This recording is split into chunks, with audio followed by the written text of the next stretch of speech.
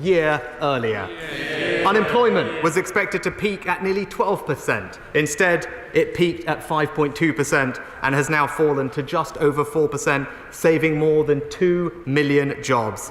And with the fastest growing economy in the G7 this year, over 400,000 more people on payrolls than before the pandemic, and business investment rising, it is no wonder, Mr. Speaker, that borrowing is set to fall from £320 billion last year, the highest ever peacetime level, to just £46 billion by the end of this Parliament.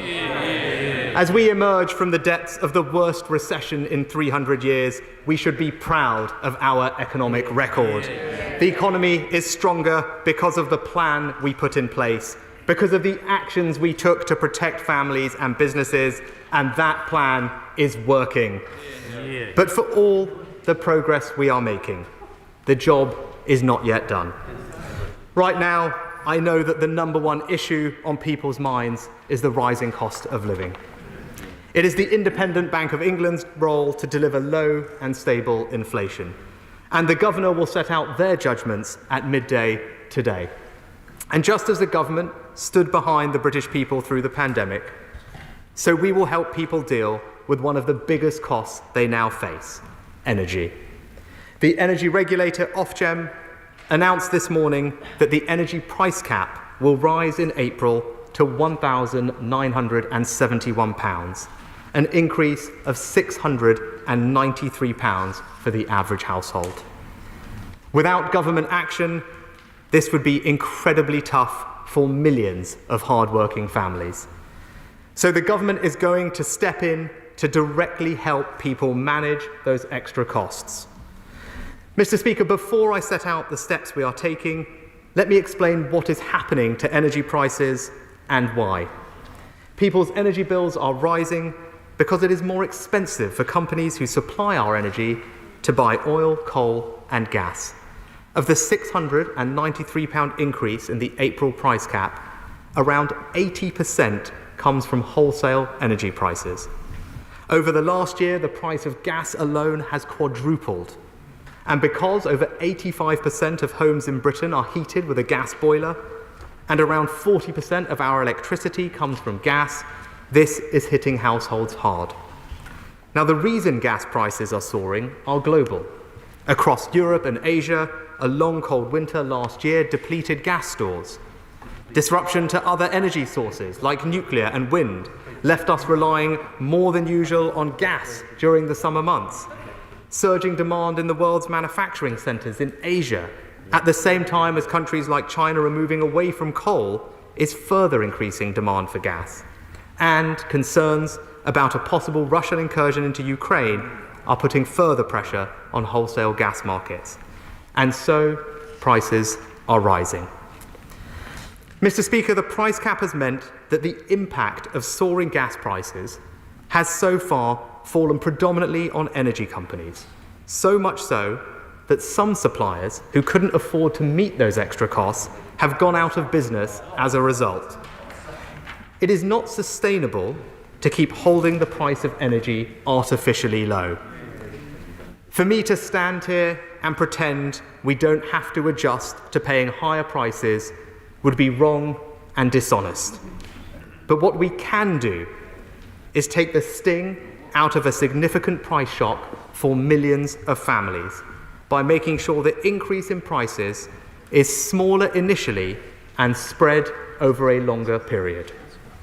Mr. Speaker, without government intervention, the increase in the price cap would leave the average household having to find an extra £693. The actions I'm announcing today will provide to the vast majority of households just over half of that amount, £350. In total, the government is going to help around 28 million households this year. Taken together, this is a plan to help with the cost of living worth around £9 billion. We are delivering that support in 3 different ways. First, we will spread the worst of the extra costs of this year's energy price shock over time. This year, all domestic electricity customers will receive an upfront discount on their bills worth £200. Energy suppliers will apply the discount on people's bills from October, with the government meeting the cost in full. That discount will automatically be repaid from people's bills in equal £40 instalments over the next 5 years. This is the right way to support people while staying on track with our plans to repair the public finances. And because we are taking a fiscally responsible approach, we can also provide more help faster to those who need it most. The second part of our plan. We're going to give people a £150 council tax rebate to help with the cost of energy in April, and this discount won't need to be repaid. And I do want to be clear with the House that we are deliberately not just giving support to people on benefits. Lots of people on middle incomes are struggling right now too. So we have decided to provide the council tax rebate to households in bands A to D. This means around 80% of all homes in England will benefit. And the third part of our plan will provide local authorities with a discretionary fund of nearly £150 million to help those lower income households who happen to live in higher council tax properties and households in bands A to D who are exempt from council tax at all. We're also confirming today that we'll go ahead with existing plans to expand eligibility for the Warm Homes discount by almost a third, so that 3 million vulnerable households will now benefit from that scheme. And that's not all we're doing to help vulnerable households. We're providing £3 billion over this Parliament to help more than 500,000 lower income homes become more energy efficient, saving them on average £290 a year. Increasing the national living wage to £9.50 an hour in April, a rise of over £1,000 for 2 million low-paid workers. And we're providing an effective tax cut for those on universal credit, allowing almost 2 million households to keep an average of £1,000 per year. The payment through energy suppliers will apply across England, Wales and Scotland. Energy policy is devolved in Northern Ireland with a different regulator, and the government does not have the legal powers to intervene. But we will make sure the executive is funded to do something similar, with around £150 million for Northern Ireland through the Barnett formula next year. And because the council tax system is England only, total Barnett consequentials of around £565 million will be provided to the devolved administrations in the usual way. Mr. Speaker, I know that some in this House have argued for a VAT cut on energy. Yes, we have. However, that policy would disproportionately benefit wealthier households. There would be no guarantee that suppliers would pass on the discounts to all customers, and we should be honest with ourselves. This would become a permanent government subsidy on everyone's bills. A permanent subsidy worth £2.5 billion every year at a time when we are trying to rebuild the public finances. Instead, our plan allows us to provide more generous support faster to those who need it most, providing 28 million households with at least £200 and the vast majority receiving £350. It is fair, it is targeted, it is proportionate. It is the right way to help people with the spike in energy costs. Mr. Speaker, today's announcements are just one part of the government's plan to tackle this country's most pressing economic challenges. A plan for growth, with record investment in infrastructure, innovation and skills. A plan to restore the public finances, with debt falling by the end of this Parliament. A plan to cut waiting lists and back the NHS with £29 billion over 3 years and a permanent new source of funding.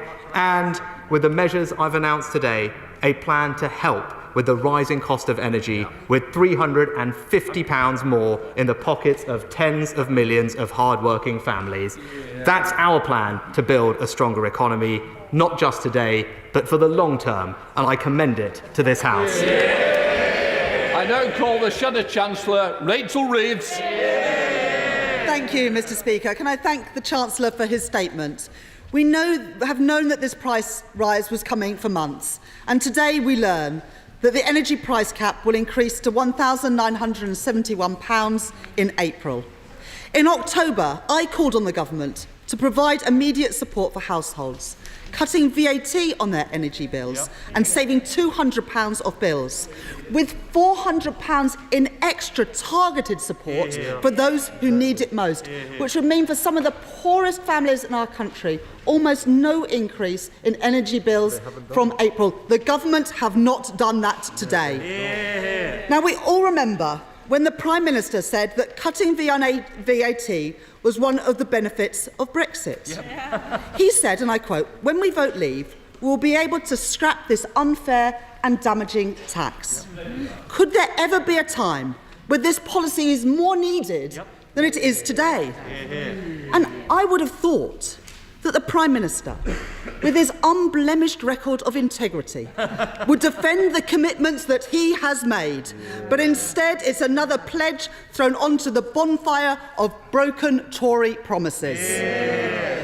And the uncomfortable truth for the Chancellor is that even after what he has announced today, families in Britain will be still paying hundreds of pounds more for their energy, including some of the poorest families, from April as a result of the breathtaking rise in energy prices just announced by Ofgem.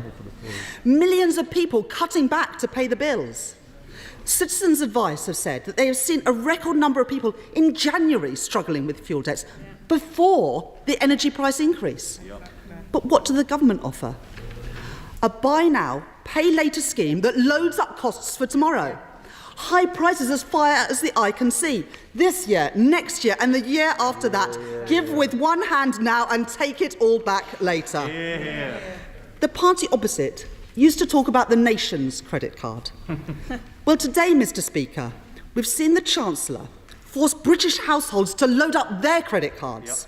By lending billions of pounds to energy companies, the Chancellor is gambling that prices are going to fall. But they could go up further in October. What then? Billions more loaded onto people's bills?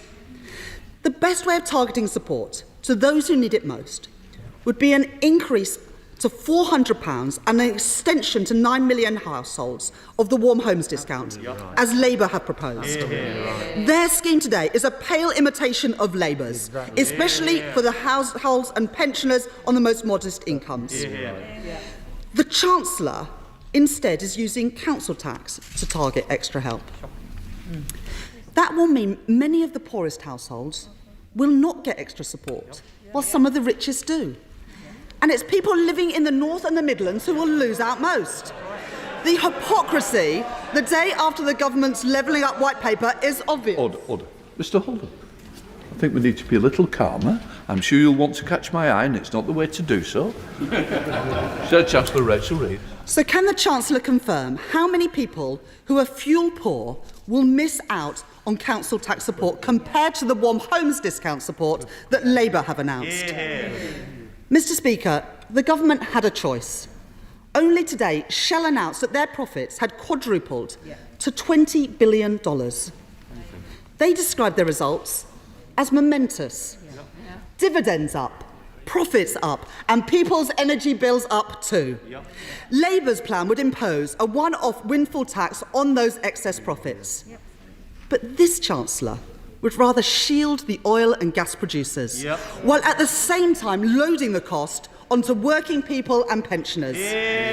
Cabinet ministers have described the oil and gas producers as struggling. Struggling, Mr. Speaker. Tell that to the 1 in 5 people who are already skipping meals so that they can pay their energy bills. And Mr. Speaker, this energy crisis has not happened overnight. It's a decade of dither and delay from the party opposite that has brought us to this point. A decade of failure to regulate our energy market. A decade in which they have slashed our gas storage capacity, leaving us more reliant than ever on Russia for our gas imports. A decade of failure to make the most of solar, tidal and wind energy. And a decade of stalled progress on insulating our homes to keep bills low, not just for 1 year, but into the future too. It has been the Tory decade that has led to this announcement, Mr. Speaker, of the biggest increase in the price of domestic energy since records began. That is what the Chancellor should acknowledge and should apologise for today. The Conservatives aren't solving the cost of living crisis because the Conservative Party are the cost of living crisis.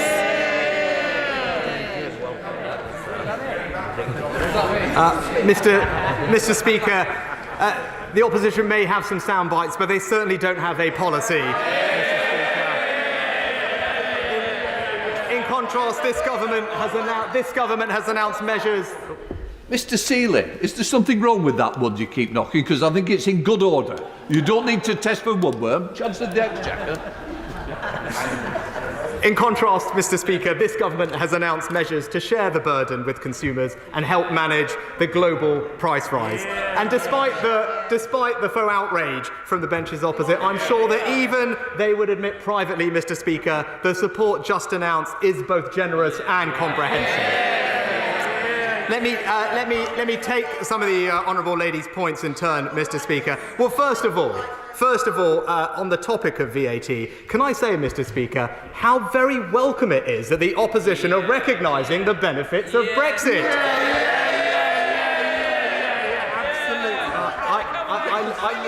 I hope they will join me in celebrating the fact that we have been able to change mass migration to this country after decades, that we can create new free ports in places like Teesside, that we can sign new free trade deals, and we can deregulate our economy to drive faster growth. She talked about VAT, Mr. Speaker. VAT on average would be worth £90 to every household. What we are doing is providing £150 to those households who really need it and delivering that support quicker, Mr. Speaker. Mr. Speaker, the honourable lady also tried to claim that it was the government's responsibility to manage global gas prices. It is very clear, and any person sensibly looking at this will acknowledge, that what is causing the increase in gas prices are global factors, as I outlined in my statement. No British government, no British Chancellor can change what is happening in Asia, or indeed can stop a nuclear power plant from going offline in Germany. And she should acknowledge that. Even in places like Norway, electricity bills are rising because these are global factors at play, which she would do well to acknowledge. And I know the right honourable gentleman sitting next to her will know that, having spent a lot of time on this.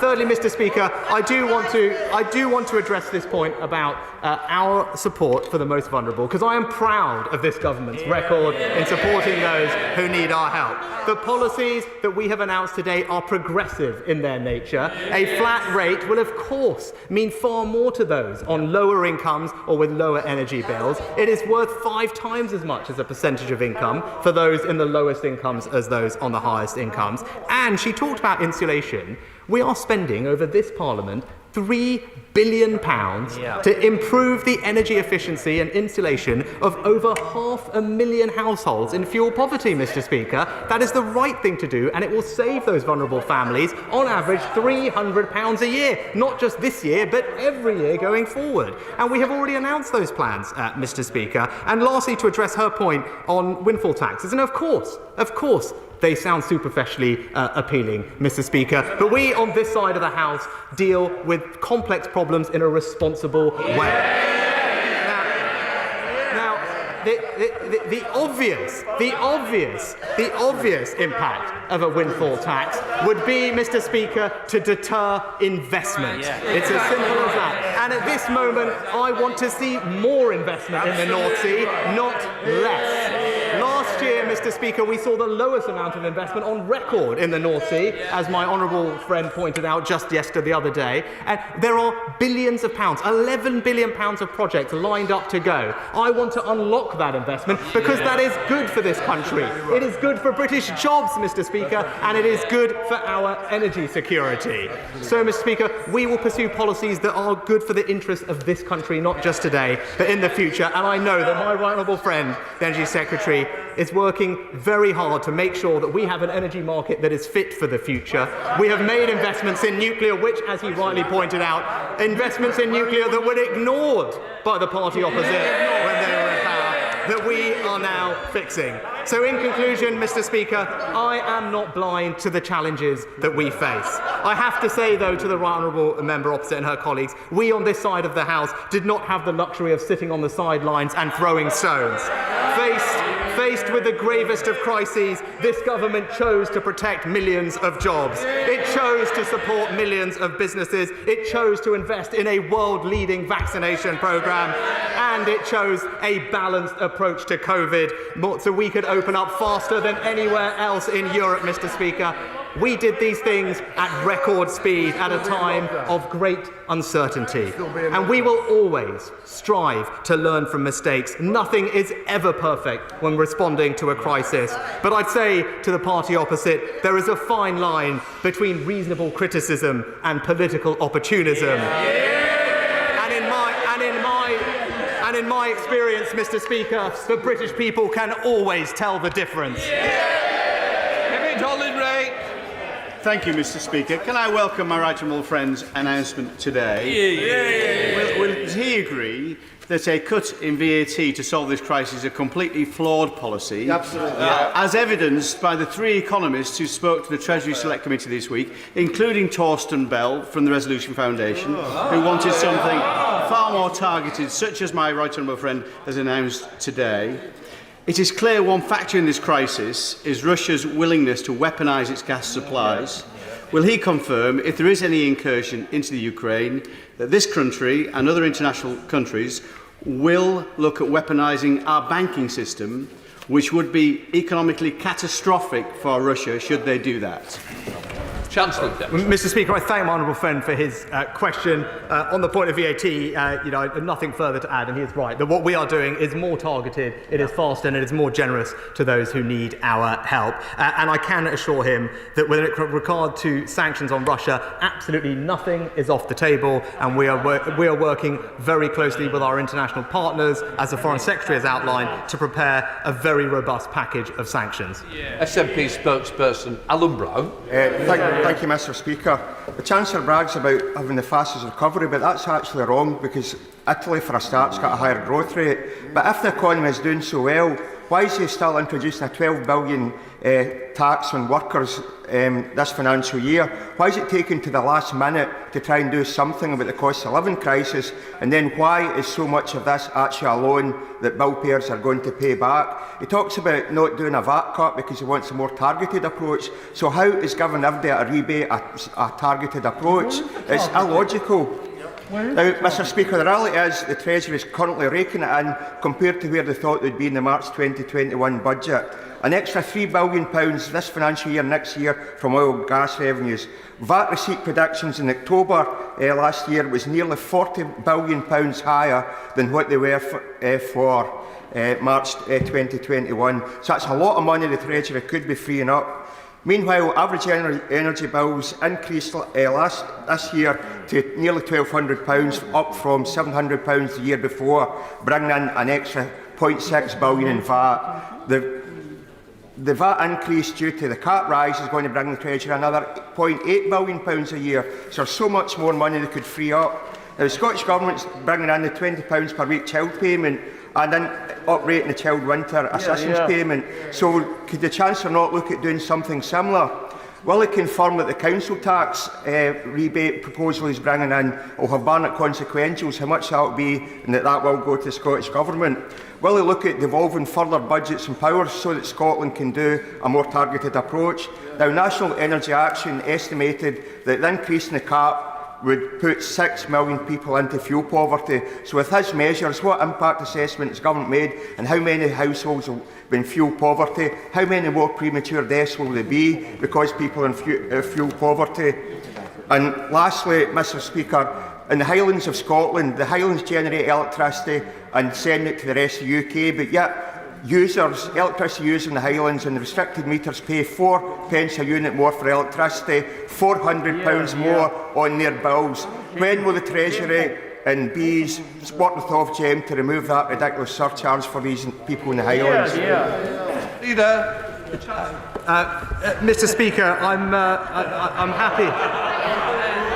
Mr. Speaker, I'm happy to confirm to the honourable gentleman that the Barnett consequentials for Scotland will be around £290 million, which I hope that he will welcome. And my honourable friend, the Chief Secretary, will be speaking to Kate Forbes later today to go over the details. And I very much hope that the Scottish Government will choose to do something very similar to what we are doing to the benefit of Scottish citizens. Of course, Scottish citizens will benefit from the rebate scheme on bills because that is a GB-wide policy, as I outlined. And with regard to his broader points on the North Sea, I said that there is a clear point of difference, I think, between us on this side of the House and the SNP, because we believe in the future of the North Sea. We believe in the oil and gas industry. We believe in those 200,000 jobs that it supports, and we want to make sure it plays an important part of our transition to net zero, Mr. Speaker. And I hope that he can see that is the right thing for Scotland and will join us in supporting that very important industry. Lucy Allen.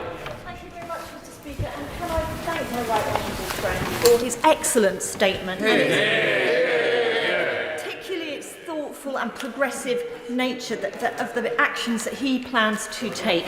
Does he agree with me that it is right to help not only the poorest, but also those on middle incomes who are struggling with their household budgets? Absolutely. No, my honourable friend is absolutely right, and I know this is something that she has pressed me on behalf of her constituents. A price increase of this magnitude impacts almost everybody, Mr. Speaker, and it is right that our response therefore helps almost everybody. That's what we are doing, making sure that those families that are working hard on household incomes of 40,000 or so will still get the £150 worth of support. 4 out of every household will benefit. We are on the side of hard-working families like that, Mr. Speaker, and I make no apology for it.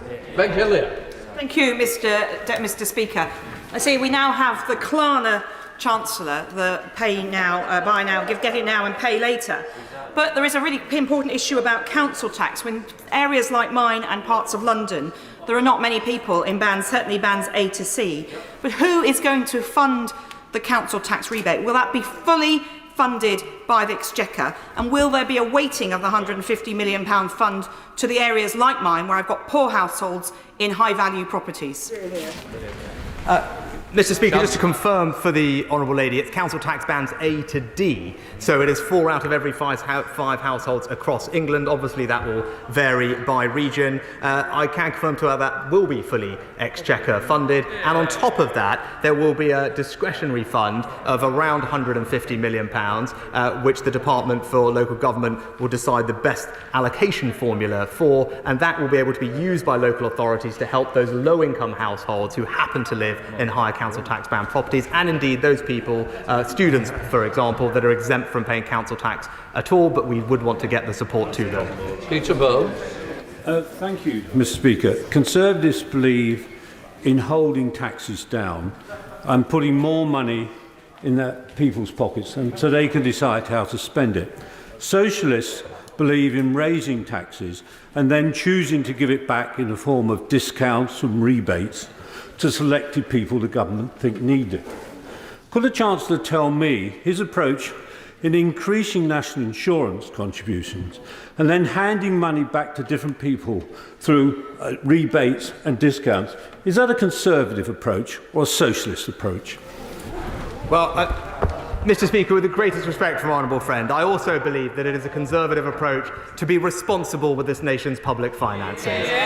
I believe after recovering from the worst economic shock in 300 years, where borrowing spiralled to levels that we have not seen since World War II, that it is right and responsible to tackle that and get our borrowing and debt down to sustainable levels, which is why I've had to make difficult decisions, but also to fund the country's #1 priority, the NHS, and an unacceptably high growing number of people waiting for operations. That's what that funding will do. It's right that we provide a secure, long-term, sustainable funding stream for the country's #1 priority, and they should be reassured that every penny of that levy is going to go to the thing that they care most about. Stephen Timms.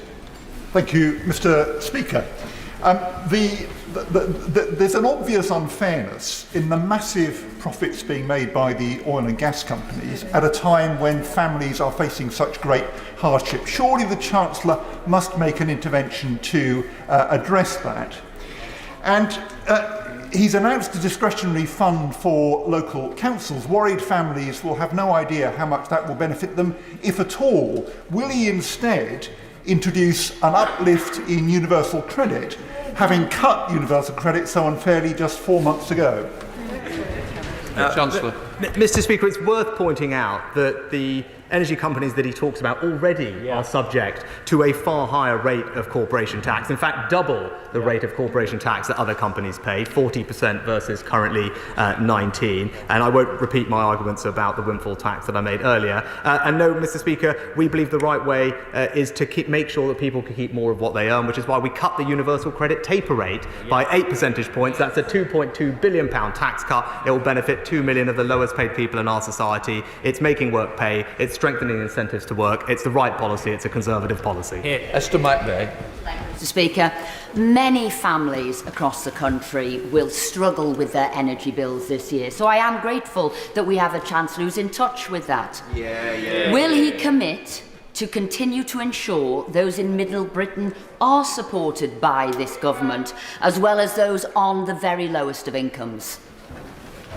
My right honourable friend is absolutely right, and I can give her that reassurance, and hopefully today's announcements will provide her with the confidence she needs that both I and this government are committed to being on the side of those hard-working families, which I know she does an enormous amount to represent and champion in this House.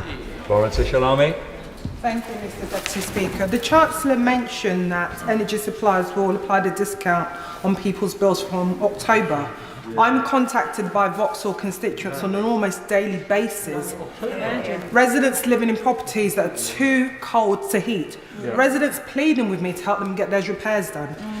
Current data suggests that over 8,000 households in Vauxhall are already living in fuel poverty now, Mr. Deputy Speaker. So what does the Chancellor have to say to my constituents who are already unable to make ends meet now, and who are facing a hike of over £700 in their energy bills? But, Mr. Deputy Speaker, what I can tell them is they won't have to wait until October, as the party opposite's proposals would have had them do. They will receive £150 in April, Mr. Speaker. And then in October, they will receive the rebate on their bills at a time when the energy price cap will also be looked at again. So it will be appropriate that there is further action to support then. But this is why this policy is the right policy. By using the council tax system, we can get money to people faster, Mr. Deputy Speaker. £150 in April for her constituents. Matt Hancock. Thank you very much, Mr. Deputy Speaker. Can I welcome this smart set of measures, because we must retain fiscal discipline, because otherwise the problem will get worse rather than better. But could I also ask a question about monetary policy, which the Chancellor mentioned? He mentioned the independence of the Bank of England decision, which has just been announced, but there's some chatter about working in tandem with the bank. So can he confirm that in monetary policy, not just in interest rate setting, but with the withdrawal of QE, that bank independence will be respected? Chancellor. I can give my right honourable friend that assurance. It is absolutely right and proper that the bank is independent of government on matters of monetary policy. That is exactly what has always been the case over the last 2 years and will continue to be the case, and I can wholeheartedly give him that assurance. Nick Smith. Thank you, Mr. Deputy Speaker. The Chancellor will be pleased that his campaign team are behind him today. Does he really think that the super profits of $20 billion made by Shell are untouchable? His hands-off approach won't persuade many people across our country. Well, Mr. Deputy Speaker, I think what millions of people across this country will see today is a government that is on their side. It is a government that is taking action to help them with the anxiety they feel about rising energy bills. It is doing it in a proportionate, fair and targeted way, and it is doing it in a responsible way to protect them, not just today, but for years into the future as well. Robert Buckland. Thank you, Mr. Deputy Speaker. Thousands of families in Swindon and millions of households across the country will welcome the immediate help on council tax that he has announced today in his very welcome statement. Does he agree with me that the COD analysis that we heard from the Right Honourable Lady opposite about the energy market in Europe is really demonstrable evidence of the paucity of the party opposite's approach to energy? And isn't our approach to a zero carbon economy, but based upon energy security, security going to be the way that we deliver our country out of these short-term problems? Yeah, well, my right honourable friend makes, as ever, an excellent point. He's absolutely right. I agree wholeheartedly with him, and he will know my right honourable friend, the Energy Secretary, is working very hard to undo some of the mistakes that the party opposite made in the past.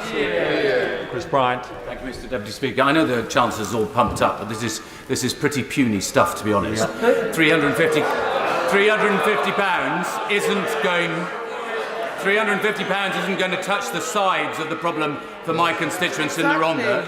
Gas and electricity up for the average family in my constituency by £686. Fuel up by £314. The average weekly shop up by £385. Universal credit cut by £1,040. National insurance up by £150. And frozen tax allowances by him will cost another £300. That's £2,875 in a constituency where the average wage is £27,000.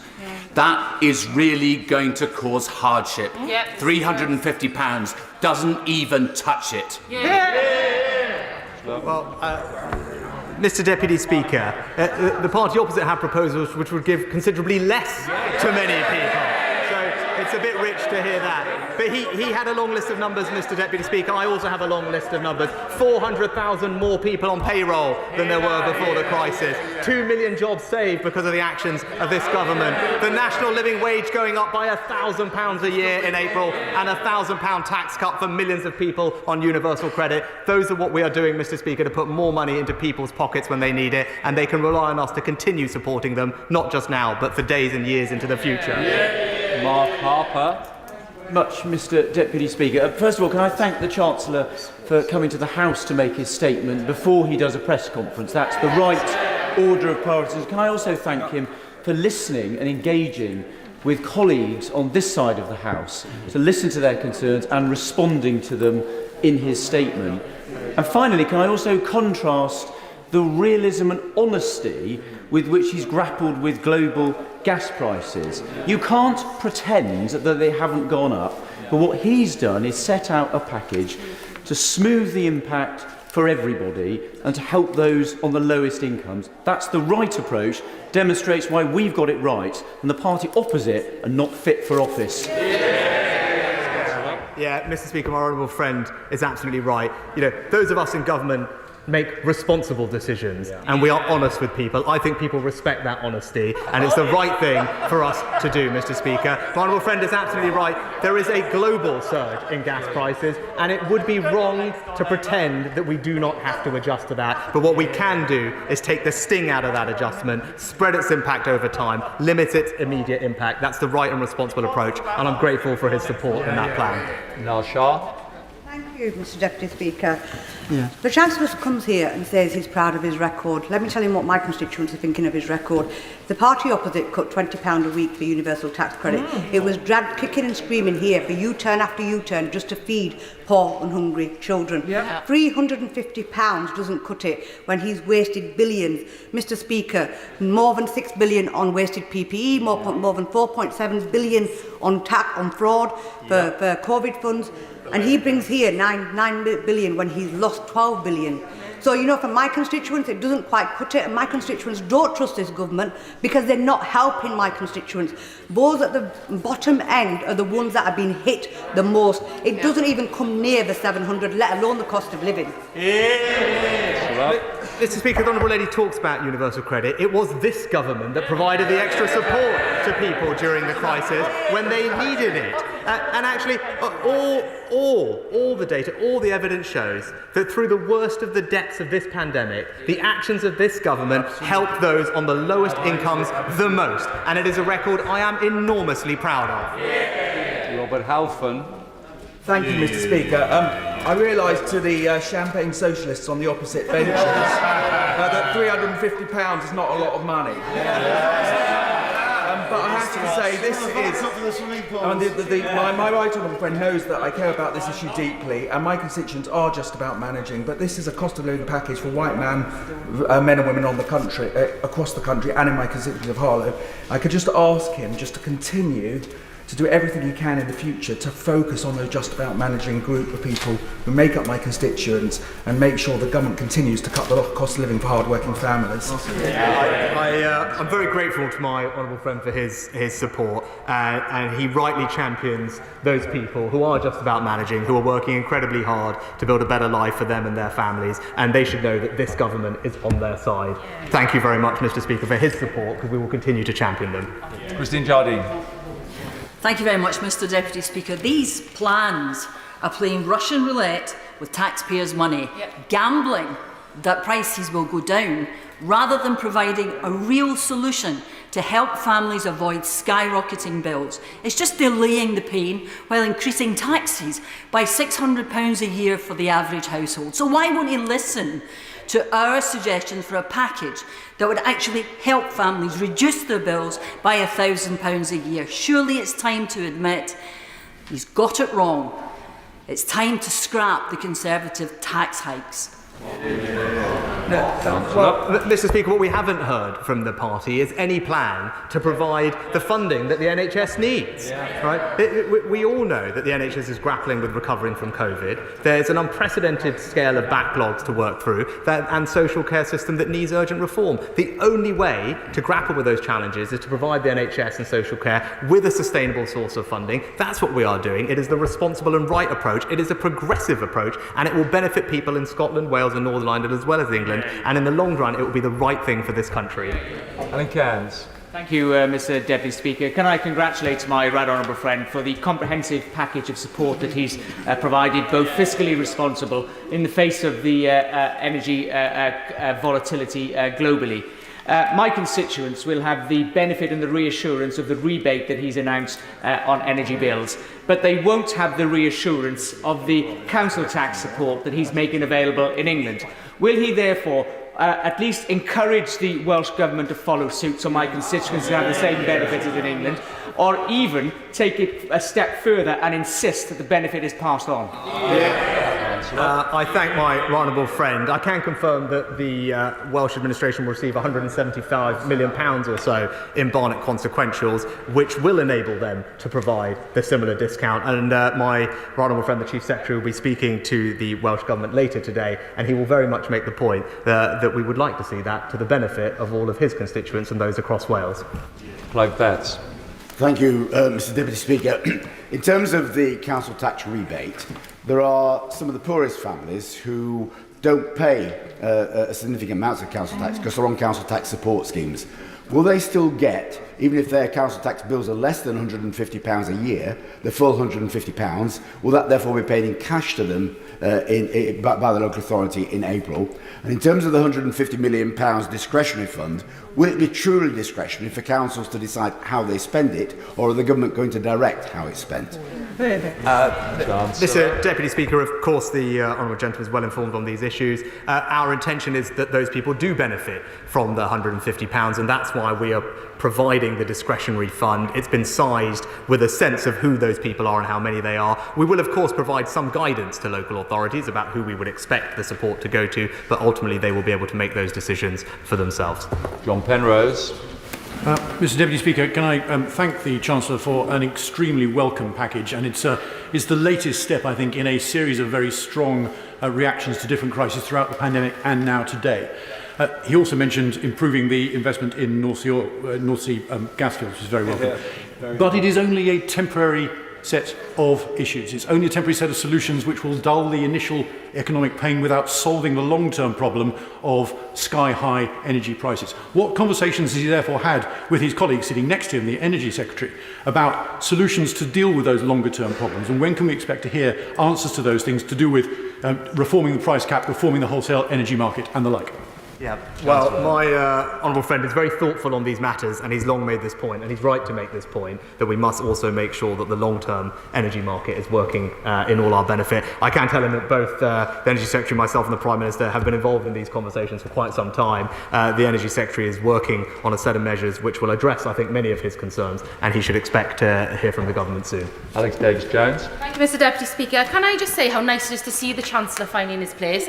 I know some of us have been considering filing a missing person's report, but given his absence in the recent weeks. And whilst I appreciate his update for families across Pontypridd and Tallaght, it's just another case of too little too late.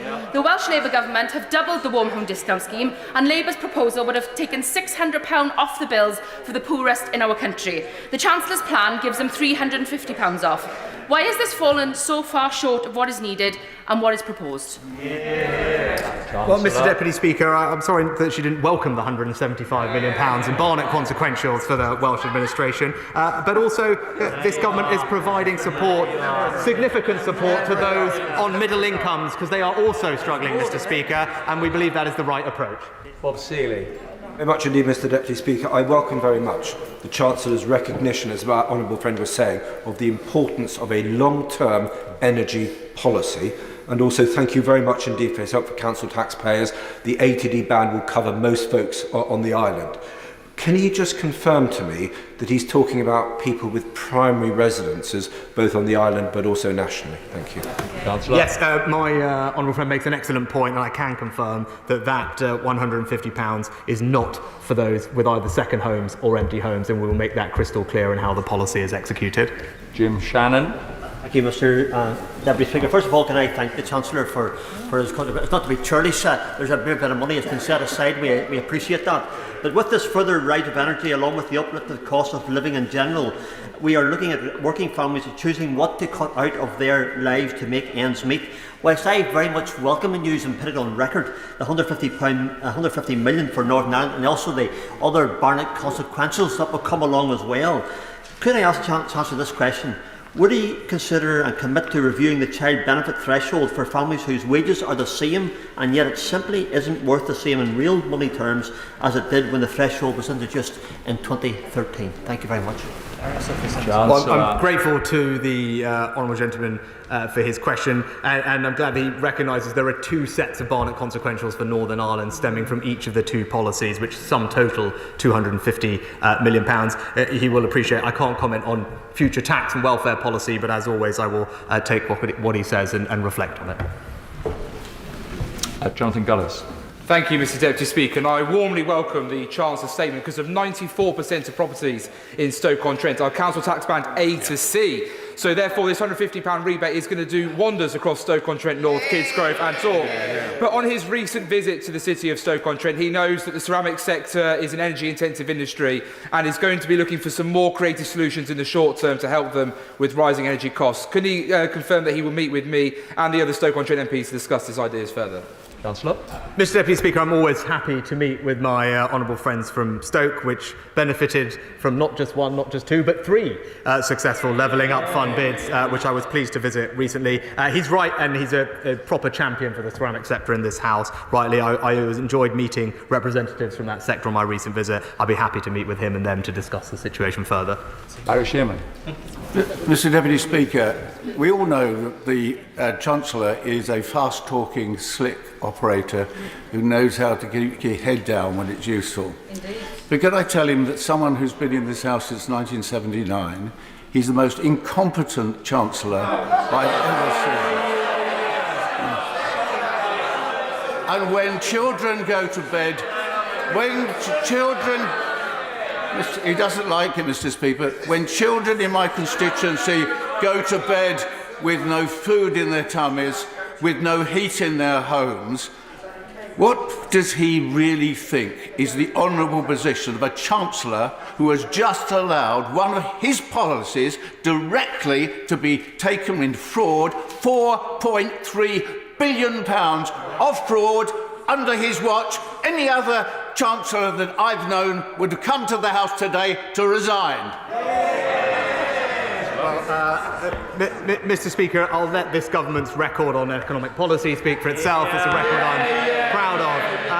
But I can provide the honourable gentleman with the assurance that I and the government remain committed to tackling fraud wherever we see it. He mentions a figure in £4.9 billion. As I mentioned to the House in orals on Tuesday, that estimate has already been reduced, Mr Speaker, by a third, by £1.6 billion because of the actions we are taking. I won't go into them all now, but he should know that we will go after everyone wherever we can to recover that money from the taxpayer, and I'm confident that we will do a very good job. Jacob Young.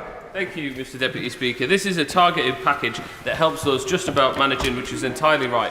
But, Mr Deputy Speaker, under the last Labour government, the party opposite closed 6 nuclear power stations and had a policy of no new nuclear. Does he agree with me that alongside these measures to help people in the short term, it's imperative that we invest in our long-term energy security, in domestic gas production, in renewables, and crucially, in new nuclear? My honourable friend is absolutely right about some of the failures of policy that the party opposite propagated in power. That is being fixed, my honourable friend, the Energy Secretary. We are not just investing in new nuclear, as he said, with billions of pounds at the spending review, but also in offshore wind, and as he knows in his part of the world, carbon capture and storage and hydrogen, where Teesside is playing a starring role in that green energy revolution. Ben Legg. Diolch, Mr Deputy Speaker. The Chancellor will be aware that nearly 20% of households in Wales are not connected to the mains gas grid. In rural areas like Ceredigion, that figure actually rises to over 80%. And research by the Office for National Statistics notes that Ceredigion suffered the highest increase in fuel bills of any area in mainland UK in the past year, increasing by £863 on average. So can I ask the Chancellor to confirm whether the rebate announced today will also apply to households that are not connected to the main power grids? The honourable gentleman actually makes an excellent point, and one that colleagues not just in Wales but in England and Scotland will also be asking, not least my own constituents. What I can tell him is the rebate will be delivered through electricity bills to solve that exact problem that he mentions, which is obviously much more universal. And separately, obviously, the council tax discount in England is through the council tax system, so it's agnostic to the heating source, and I would expect the Welsh Government, should they choose to do the same thing, will also be able to solve that problem in that way. Jane Stevenson. Thank you very much, Mr Deputy Speaker. This is quite simply a superb plan. We're very well done. And I would also say that he's right to question the opposition's idea of a windfall tax, given Gordon Brown completely stifled the telecoms market in the late 90s by doing exactly the same. Speaking as the chair of the APPG for district councils, I wonder if my right honourable friend would join me in thanking councils for once again being able to offer swift and agile responses to local communities and families in helping us to deliver this today. Thank you. As a former local government minister, Mr Deputy Speaker, it gives me great pleasure to pay tribute to district councils and the work of the District Council Network. Head of John Fuller is still running it, but they do an excellent job. And once again, when we need them to help us deliver policies, they step up. I can confirm also they will, of course, receive New Burdens funding for doing that. But I thank them for all the work they do. She's right to champion them. Dame Diana Johnson. Thank you, Mr Deputy Speaker. Already before COVID, a third of children in Hull North, many in working families, were living in poverty. With the cost of living crisis and the energy prices soaring, will the measures that the Chancellor is introducing today see an increase or a decrease in the number of children living in poverty by Christmas? Yeah, good question. Well, Mr Speaker, thanks to the actions of this and previous governments, since 2010 there are 200,000 fewer children living in poverty as a result of the actions that governments have taken. And also we know that children growing up in workless households are 5 times more likely to be in poverty than those who have working parents, which is why it's a very good news that the number of children in work